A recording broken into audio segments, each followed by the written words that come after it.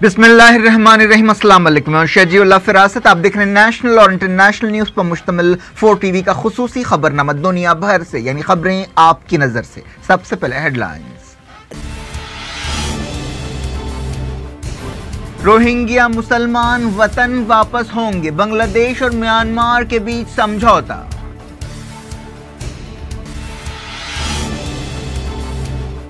बांग्लादेश और Myanmar working group बनाएंगे, 2 महीनों के अंदर वापसी शुरू होगी। रोहिंग्या मुसलमानों को अब भी हैं अंदेशे।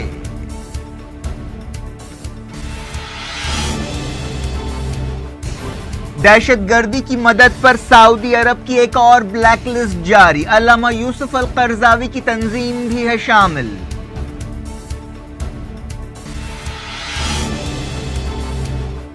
गिरफ्तार सऊदी शहजादों पर टॉर्चर के लिए अमरीकी एजेंट्स का इस्तेमाल किया जा रहा है। वलीद बिन तलाल को उल्टा लटका दिया गया, मगरबी मीडिया की रिपोर्ट।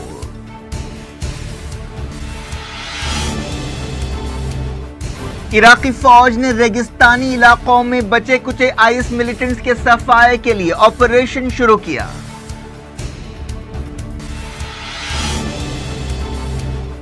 नॉर्थ कोरिया ने अमेरिका के इल्जामात रद्द कर दिए, कहा न्यूक्लियर प्रोग्राम मुल्क के लिए जरूरी है।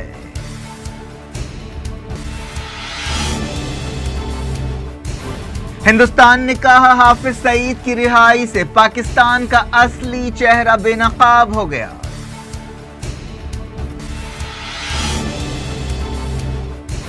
उत्तर प्रदेश में 3 मुसलमानों को मारपीट के बाद चलती ट्रेन से फेंक दिया गया।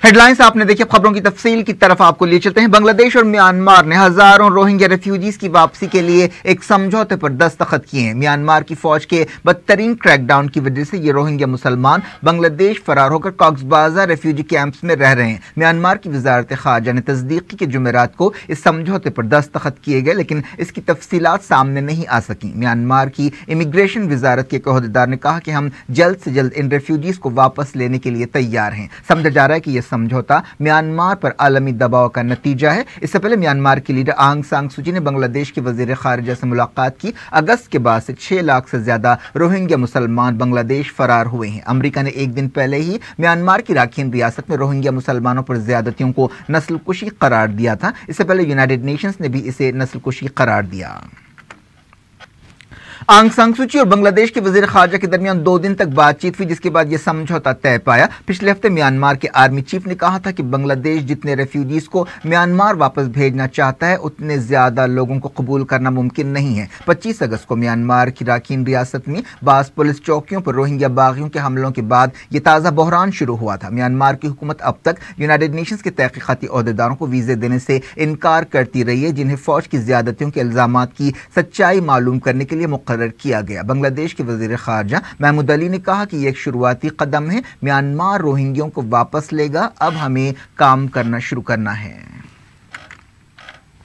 एक रिपोर्ट में कहा गया कि दोनों मुल्कों ने 2 महीनों के अंदर रोहिंग्या रेफ्यूजीज की वापसी का अमल शुरू करने से इत्तेफाक किया। इस समझौते से पहले कई हफ्तों तक म्यांमार और बांग्लादेश के अहदेदारों के दरमियान बातचीत होती रही। कहा गया कि 3 हफ्तों के अंदर एक वर्किंग ग्रुप बनाया जाएगा। रोहिंग्यों का अब भी म्यांमार में अपनी वापसी पर सलामती के ताल्लुक से कई अंदेशे हैं। यूनाइटेड नेशंस ने कहा है कि म्यांमार में मुसलमान औरतों और लड़कियों के खिलाफ सिपाहियों की ज्यादतियां जंगी जराइम है। जंगों के दौरान जिनसी तशद्दुद के बारे में यूनाइटेड नेशंस की नुमाइंदा प्रमीला पेटर्न ने न्यूयॉर्क में प्रेस कॉन्फ्रेंस से खिताब करते हुए कहा कि म्यांमार की फौज ने बड़े पैमाने पर ऐसे जराइम किए हैं और ये नस्लकुशी, इंसानियत के खिलाफ जराइम और जंगी जराइम है। यूनाइटेड नेशंस की अहदेदार ने कहा कि इस मुहिम के दौरान जिनसी तशद्दुद को एक हथियार के तौर पर इस्तेमाल किया गया, जिसकी वजह से हजारों रोहिंग्या मुल्क से फरार हुए। बात करते हैं मिडिल ईस्ट के बहरानों की। कतर की नाकाबंदी करने वाले सऊदी इत्तेहाद ने अपनी ब्लैक लिस्ट में 2 इस्लामी तंजीमों और 11 लोगों को शामिल किया है। सऊदी अरब की सरकारी न्यूज एजेंसी एसपीए ने सऊदी अरब, बहरीन, इजिप्ट और यूएई की तरफ से एक बयान जारी किया, जिसमें कहा गया कि इत्तेहाद ने दहशतगर्दी के खिलाफ लड़ाई में इन इदारों के और लोगों के किरदार की वजह से यह कदम उठाया है। सऊदी अरब और उसके इत्तेहादियों ने जून के महीने में कतर की ज़मीनी, समंदरी और हवाई नाकाबंदी की थी। उनका इल्ज़ाम है कि कतर दहशतगर्दी की माली मदद कर रहा है, लेकिन दोहा ने हमेशा ऐसे इल्ज़ामात को कबूल करने से इनकार किया है। सऊदी इत्तेहाद ने जिन 2 तंजीमों या इदारों को दहशतगर्दों की लिस्ट में शामिल किया है, उनमें मशहूर आलिमुद्दीन अल्लामा यूसुफ अल क़रज़ावी की उलमा यूनियन और इंटरनेशनल काउंसिल फॉर दावा एंड रिलीफ शामिल है। इस बयान में कहा गया कि ये इदारे इस्लामी तालीमात को गलत अंदाज में पेश करते हुए दहशतगर्दी को हवा दे रहे हैं और दहशतगर्द सरगर्मियों में सहूलतें पैदा कर रहे हैं। इन लोगों ने कई दहशतगर्द ऑपरेशन किए हैं जिनके लिए उन्हें कतर से आला सतह से मदद मिली है। इन लोगों को पासपोर्ट दिए गए और दूसरी मदद पहुंचाई गई। जिन 11 लोगों को ब्लैकलिस्ट किया गया उनमें कतर रेड क्रिसेंट के director relief and international development Khalid Nazim, Bahrain के नाराज कारकुन हसन अली मोहम्मद जुमा सुल्तान और इख्वानुल मुस्लिमून के महमूद इज्जत शामिल है। इसके अलावा इख्वानुल मुस्लिमून के दूसरे लीडर अली अला अल सबाही और इजिप्ट के नाराज कारकुन कादरी मोहम्मद फहमी महमूद शेख शामिल है। कतर के एक और शहरी मोहम्मद सुलेमान अल हैदर भी ब्लैकलिस्ट किए गए हैं। इन दूसरों का ताल्लुक इजिप्ट, लीबिया और सोमालिया से है। सऊदी इत्तेहाद ने कहा कि कतर के अहदेदारों ने दहशतगर्द सरगर्मियों को रोकने के लिए कोई ठोस कार्रवाई नहीं की। सऊदी इत्तेहाद ने कतर में सिक्योरिटी बहाल करने का अज़्म किया। जून में जो पहली लिस्ट जारी की गई थी उसमें अल्लामा यूसुफ अल क़रज़ावी का नाम शामिल था। अब उनकी तंजीम को भी शामिल किया गया है। इस लिस्ट में 18 कतरी शहरी शामिल है, जिनमें शाही खानदान के अरकान, सियासतदान और ताजरीन शामिल है। इस लिस्ट में लीबिया के 6 इदारे और यमन की तंजीमें भी शामिल है। 4 अरब हुकूमतों ने उन पर अलकायदा से ताल्लुकात का इल्ज़ाम लगाया है। सऊदी अरब की सरकारी न्यूज़ एजेंसी इससे पहले कहा था कि अलकायदा से ताल्लुक रखने वाली अल नुसरा फ्रंट और सीरिया में सरगर्म दूसरी दहशतगर्द तंजीमों की मदद पर कतर के 3, यमन के 3, लीबिया के 2 और कुवैत के 1 शहरी पर पाबंदी लगाई गई है। कतर के वज़ीर आज़म अब्दुल्ला बिन नासिर अल सानी ने टेलीविजन पर पेश होते हुए कहा है कि खलीज के मौजूदा बहरान का मकसद कतर के अंदरूनी मामलात में दखल अंदाजी है। उन्होंने कहा कि यह बात नाकाबिल कबूल है और ये कतर के अवाम के लिए एक रेड लाइन है। उन्होंने कहा कि कतर ने हमेशा बातचीत की तायद की है और करता रहेगा। उन्होंने कहा कि कतर बातचीत के लिए तैयार है, बशर्ते कि मुल्कों की खुद मुख्तारी और अंदरूनी मामलात में दखल अंदाजी ना करने के उसूल की इज्जत की जाए। सऊदी इत्तेहाद ने कतर से जो मुतालबे किए हैं उनमें इख्वानुल मुस्लिमून जैसे ग्रुपों की मदद बंद करना, ईरान के साथ ताल्लुकात की सतह घटाना, अल जजीरा और दूसरे चैनल्स बंद करना और कतर से तुर्क सिपाहियों को वापस भेजना शामिल है। कतर ने इन मांगों को मुस्तरद कर दिया है। सऊदी इत्तेहाद की एक अहम मीटिंग इतवार को रियाद में होगी। सऊदी अरब के क्राउन प्रिंस मोहम्मद बिन सलमान इस इत्तेहाद में शामिल मुल्कों के डिफेंस मिनिस्टर्स की मीटिंग का इफ्तिताह करेंगे। इस मौके पर दहशतगर्दी के खिलाफ मुस्लिम मुल्कों के फौजी इत्तेहाद के रोल के बारे में तफसील से बात की जाएगी। ईरान के सुप्रीम लीडर सैयद अली खामनाई ने वार्निंग दी है कि अमेरिका और इसराइल इराक और सीरिया में आईएसआईएस के खात्मे के बाद मुस्लिम दुनिया के खिलाफ नई साजिशें कर सकते हैं। सुप्रीम लीडर ने कहा कि इराक और सीरिया में आईएस का सफाया हो गया है, लेकिन अमेरिका, सहियोनी और उनकी कठपुतलियां इस्लाम के खिलाफ दुश्मनी नहीं छोड़ेंगी और वो खित्ते में आईएस जैसी दूसरी दहशतगर्द तंजीमें बनाने की साजिश कर सकते हैं। खामनाई ईरान के दारुल हुकूमत तेहरान में दहशतगर्दी के बारे में एक कॉन्फ्रेंस से खिताब कर रहे थे। इस कॉन्फ्रेंस में दुनिया भर से आने वाले उलेमा ने हिस्सा लिया, जिनका ताल्लुक अलग अलग मसलकों से था। इस दौरान ईरानी फौजों के चीफ ने इराक और सीरिया में आईएस के सफाए पर खुशी का इजहार करते हुए कहा कि ईरानी फौजें दुश्मन के किसी भी दूसरे मंसूबे और कोशिशों से पूरी तरह से निपटने के लिए तैयार है। ईरानी फौजों के चीफ ऑफ स्टाफ के चेयरमैन मेजर जनरल मोहम्मद बाकरी ने सैयद अली खामनाई को एक पैगाम भेजते हुए ये बात कही। मगरबी मीडिया की रिपोर्ट्स में कहा गया कि सऊदी अरब में करप्शन के नाम पर शुरू किए गए क्रैकडाउन के बाद गिरफ्तार लोगों को टॉर्चर किया जा रहा है और इसमें अमरीकी एजेंट से मदद ली जा रही है। अखबार डेली मेल ने बाज़ अहदेदारों के हवाले से यह दावा किया। गिरफ्तार किए गए लोगों में कई सऊदी शहजादे, साबिक वजीर, अहदेदार और ताजिर शामिल हैं। डेली मेल ने अपनी वेबसाइट पर कहा कि इन लोगों से पूछताछ की गई, जिसके दौरान काफ़ी सख्तियाँ की गईं। बरतानी के अखबार डेली मेल ने यह भी कहा कि दुनिया के अमीर आदमियों में से एक प्रिंस वलीद बिन तलाल को भी उल्टा लटकाकर टॉर्चर का निशाना बनाया गया।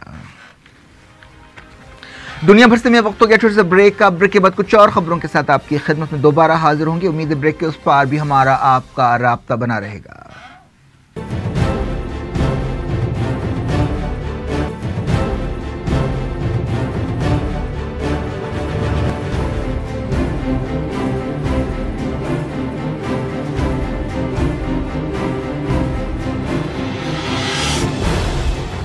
Welcome back. आप देख रहे हैं अपना पसंदीदा खबरनामा दुनिया भर से और मैं हूं शजीउल्लाह फिरासत। इस खबरनामे में हम आपके लाते हैं दुनिया के गोशे गोशे से आप ही की पसंद और दिलचस्पी की खबरें। आगे बढ़ने से पहले हेडलाइंस एक बार फिर। रोहिंग्या मुसलमान वतन वापस होंगे, बांग्लादेश और म्यांमार के बीच समझौता।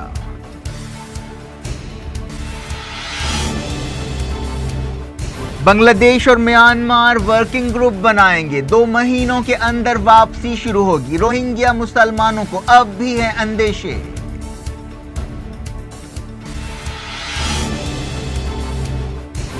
दहशतगर्दी की मदद पर सऊदी अरब की एक और ब्लैकलिस्ट जारी, अल्लामा यूसुफ अल करजावी की तंजीम भी है शामिल।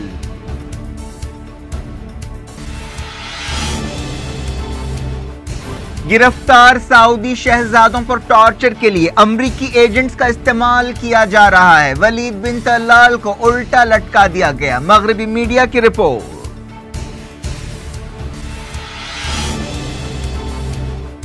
इराकी फौज ने रेगिस्तानी इलाकों में बचे कुचे आईएस मिलिटेंट्स के सफाए के लिए ऑपरेशन शुरू किया।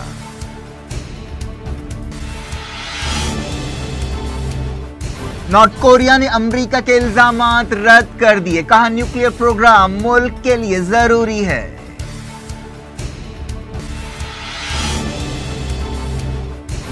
हिंदुस्तान ने कहा हाफिज सईद की रिहाई से पाकिस्तान का असली चेहरा बेनकाब हो गया।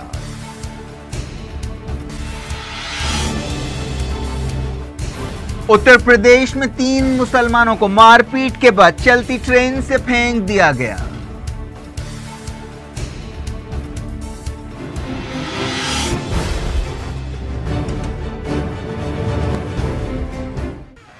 डायरेक्ट इंटरनेशनल न्यूज के सिलसिले को इराकी फौजों ने तमाम शहरों से आईएस का सफाया करने के बाद अब सीरिया सरहद के करीब एक रेगिस्तान में बचे कुछ मिलिटेंट्स के खात्मे के लिए एक ऑपरेशन शुरू किया। यह इलाका दरियाए फुरात और दरियाए दजला के दरमियान वाक़ है। इराकी फौजों के कमांडर जनरल अब्दुल अमीर याराला ने एक बयान जारी करते हुए कहा कि इराकी फौज, पुलिस और वॉलंटियर फोर्स हशद शाबी ने अल जजीरा इलाके को क्लियर करने की मुहिम शुरू की है। यह इलाका सलाउद्दीन, नैनवा और अंबार सूबों में वाक़ है।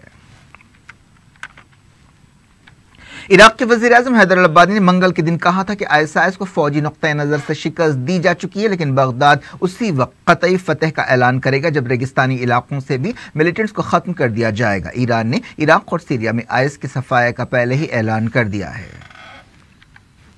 अमेरिका की अखबार वॉल स्ट्रीट जर्नल ने कहा कि अमेरिका के सदर डोनाल्ड ट्रंप के दामाद और एडवाइजर जेरेड कुशनर फलस्तीन में यहूदी बस्तियों के फैलाव में मदद कर रहे हैं और उन्होंने यूनाइटेड नेशंस में यहूदी बस्तियों के खिलाफ सिक्योरिटी काउंसिल में करारदाद को नाकाम बनाने की कोशिश की। अखबार ने यह दावा भी किया कि ट्रंप के दामाद जेरेड कुशनर और इसराइली ओहदेदारों के दरमियान राब्तों की तहकीकात हो रही है। कुशनर ने हाल ही में कई बार मिडल ईस्ट का दौरा किया और ऐसा दावा किया गया कि वो इसराइल और फलस्तीनियों के दरमियान अमन समझौता कराने की कोशिश में हैं। इसराइल की एक फौजी अदालत ने एक फलस्तीनी नौजवान को 2 उम्र कैद की सजाएं सुनाई हैं, जिस पर एक इसराइली सिपाही को हलाक और एक को जख्मी करने का इल्जाम है। एक फौजी अदालत ने हमास के इस कारकुन मालिक हामिद को यह सजाएं सुनाई। यमन के दारुल सना में उलेमा ने अपनी एक मीटिंग में इसराइल के साथ ताल्लुकात कायम करने की खबरों पर बाज़ अरब मुल्कों पर तनकीद की है। इस मीटिंग के बाद एक बयान जारी करते हुए उलेमा ने इन खबरों पर फिक्रमंदी का इजहार किया कि बाज़ अरब मुल्कों ने इसराइल के साथ ताल्लुकात कायम किए हैं और बाज़ ऐसा करने वाले हैं जिससे ज़मीनी हकीकतों का पता चलता है। इन उलेमा ने यह भी कहा कि कई अरब मुल्क इसराइल के असर में हैं। हाल ही में इसराइल के एक वजीर और इसराइल के आर्मी चीफ ने यह बात मानी थी कि बाज़ अरब मुल्कों से उनके खुफिया ताल्लुकात हैं और वह मिडल ईस्ट में ईरान के असर से निमटने के लिए सऊदी अरब और दूसरे अरब और मुस्लिम मुल्कों के साथ मिलकर काम करने के लिए तैयार हैं। सितंबर के महीने में इसराइल के वज़ीर-ए-आज़म बेंजामिन नेतन्याहू ने खुद अरब मुल्कों के साथ ताल्लुकात का इशारा दिया था और कहा था कि कई सतहों पर ताउन पाया जाता है। इस मीटिंग में उलेमा ने फ़लस्तीन और फ़लस्तीनी तहरीकों की तायद का ऐलान किया जो इसराइल की जारहियत का मुकाबला कर रहे हैं। उन्होंने यमन में सऊदी इत्तेहाद की बमबारी की भी मजम्मत की जो इसराइल और अमरीका को फ़ायदा पहुँचाने के लिए हो रही है, ऐसा इन उलेमा ने इल्ज़ाम लगाया। कुवैत के अमीर को हॉस्पिटल से डिस्चार्ज कर दिया गया है। उन्हें बाज़ मेडिकल चेकअप्स के लिए हॉस्पिटल में शरीक किया गया था। कुवैत की सरकारी न्यूज़ एजेंसी कूना ने बताया कि अमीर शेख सबा अल अहमद अल सबा हॉस्पिटल से डिस्चार्ज हो चुके हैं। नॉर्थ कोरिया ने उसे दहशतगर्दों का सरपरस्त करार देने के सदर डोनाल्ड ट्रंप के फैसले की मजम्मत की है और कहा है कि ऐसे कदम से नॉर्थ कोरिया के न्यूक्लियर प्रोग्राम का जवाब बढ़ जाता है। नॉर्थ कोरिया की सरकारी न्यूज एजेंसी ने कहा कि उनके मुल्क का दहशतगर्दी से कोई ताल्लुक नहीं है और उन्हें इस बात की कोई परवाह नहीं है कि अमरीका हम पर दहशतगर्दी की सरपरस्ती का इल्जाम लगाता है। न्यूज एजेंसी ने कहा कि नॉर्थ कोरिया को दहशतगर्दों का सरपरस्त करार देते हुए अमरीका ने बता दिया है कि वो हमारी आइडियोलॉजी और हमारे सिस्टम को तबाह करना चाहता है। अमरीका के सदर डोनाल्ड ट्रंप ने पीर के दिन नॉर्थ कोरिया पर दहशतगर्दी की तायद का इल्जाम लगाया था और कहा था कि यह कदम कई साल पहले ही उठाना चाहिए था। क्यूबा और नॉर्थ कोरिया ने अमेरिका के एकतरफा मुतालबात को मुस्तरद कर दिया है और कोरिया के इलाके में तनाव में इजाफे पर फिक्रमंदी का इजहार किया है। दोनों मुल्कों के फॉरेन मिनिस्टर्स ने क्यूबा के दारुल हुकूमत हवाना में मीटिंग करते हुए अमेरिका के मुतालबात को मुस्तरद कर दिया। क्यूबा की वजारत खारिजा ने एक बयान में कहा कि उनके मुल्कों की खुद मुख्तारी का एहतराम किया जाना चाहिए और मसाइल को पुरअमन तरीक़ों से हल करना चाहिए। अर्जेंटाइन की एक सबमरीन या आबदूज लापता हो गई जिस पर 44 क्रू मेंबर सवार हैं। इस सबमरीन की तलाश का काम सरगर्मी से जारी है। ओहदेदार चाहते हैं कि इससे पहले कि सबमरीन में हवा खत्म हो जाए उसे ढूंढा जाए। ये सबमरीन 15 नवंबर को अर्जेंटाइन के साहिल से लापता हुई थी और उसके साथ राब्ता टूट गया था। हिंदुस्तान ने कहा कि पाकिस्तान में 2008 के मुंबई हमलों के मास्टरमाइंड हाफिज सईद की रिहाई से यह जाहिर हो गया है कि पाकिस्तान दहशतगर्द तंजीमों को चाहता है। वजारत खारजा के तर्जुमान रवीश कुमार ने दिल्ली में कहा कि यह बात साबित हो गई कि पाकिस्तान में दहशतगर्दों और नॉन स्टेट एक्टर्स की सरपरस्ती करने की पॉलिसी नहीं बदली गई है और पाकिस्तान का असल चेहरा सब देख सकते हैं। पाकिस्तान के एक अदालती बोर्ड ने जमात-उद-दावा और लश्कर तैयबा के लीडर हाफिज सईद को नजरबंदी से रिहा करने का हुक्म दिया था। यह हुक्म 4 शंबे को दिया था और जुमेरात को उनकी रिहाई अमल में आई। उत्तर प्रदेश के बागपत जिले में एक चलती ट्रेन में 3 मुसलमानों पर हमला किया गया और उन्हें ट्रेन से बाहर फेंक दिया गया। इस सिलसिले में नामालूम लोगों के खिलाफ एक केस दर्ज कर लिया गया है। बागपत के एक गांव अहीडा से ताल्लुक रखने वाले ये मुसलमान दिल्ली से वापस हो रहे थे। अहीडा रेलवे स्टेशन के करीब उन पर सलाखों से हमला किया गया और उन्हें ट्रेन से बाहर फेंक दिया गया। हमलावरों के बारे में कहा गया कि उनकी तादाद 7 थी। देहातियों ने उन्हें इलाज के लिए हॉस्पिटल में शरीक किया। इन लोगों के सर, हाथ और पैर में जख्म आए। इस दौरान बागपत के एसपी जयप्रकाश ने कहा कि मुजरिमों को जल्द से जल्द पकड़ने की कोशिशें की जा रही हैं और उन्हें गिरफ्तार करने के लिए एक टीम बनाई गई है। सुप्रीम कोर्ट ने अगले हफ्ते एक दरखास्त की सुनवाई से इत्तेफाक कर लिया है। इस दरखास्त में यह ख्वाहिश की गई है कि बॉलीवुड की फिल्म पद्मावती को 1 दिसंबर को हिंदुस्तान के बाहर भी रिलीज न किया जाए। मुल्क के कई मकामात पर हिंदू तंजीमों, खासतौर पर राजपूतों के मुजाहरों, एहतजाज और धमकियों की वजह से यह फिल्म तनाज़ात का शिकार हुई है और इसकी रिलीज मुलतवी कर दी गई है। प्रोड्यूसर्स ने इसकी रिलीज मुलतवी करने का बाकायदा ऐलान किया। इस दौरान बरतानिया के संसद बोर्ड ने बरतानिया में फिल्म की रिलीज की इजाजत दे दी है। क्या कुछ हो रहा है आपकी दुनिया में, आखिर में हेडलाइंस दुनिया भर से एक बार फिर देखते हैं। रोहिंग्या मुसलमान वतन वापस होंगे, बांग्लादेश और म्यांमार के बीच समझौता।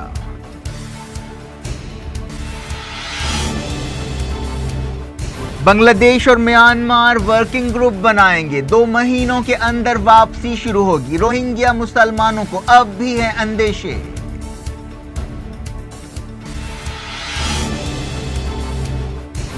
दहशतगर्दी की मदद पर सऊदी अरब की एक और ब्लैकलिस्ट जारी। अल्लामा यूसुफ अल करजावी की तंजीम भी है शामिल।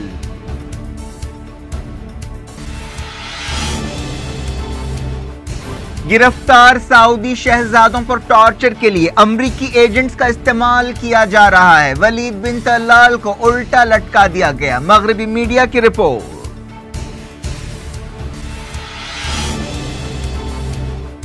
इराकी फौज ने रेगिस्तानी इलाकों में बचे कुचे आईएस मिलिटेंट्स के सफाए के लिए ऑपरेशन शुरू किया।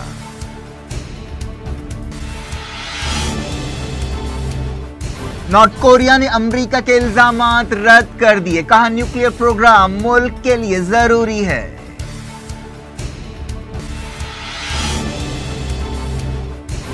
हिंदुस्तान ने कहा हाफिज सईद की रिहाई से पाकिस्तान का असली चेहरा बेनकाब हो गया।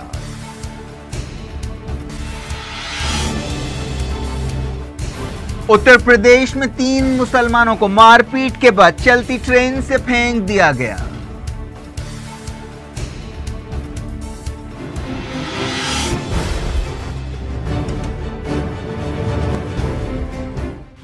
ये थी आज की खबरें। अब शेड्यूल फरासत को दें इजाजत और अपना बेहद बेहद ख्याल रखें। अल्लाह हाफिज।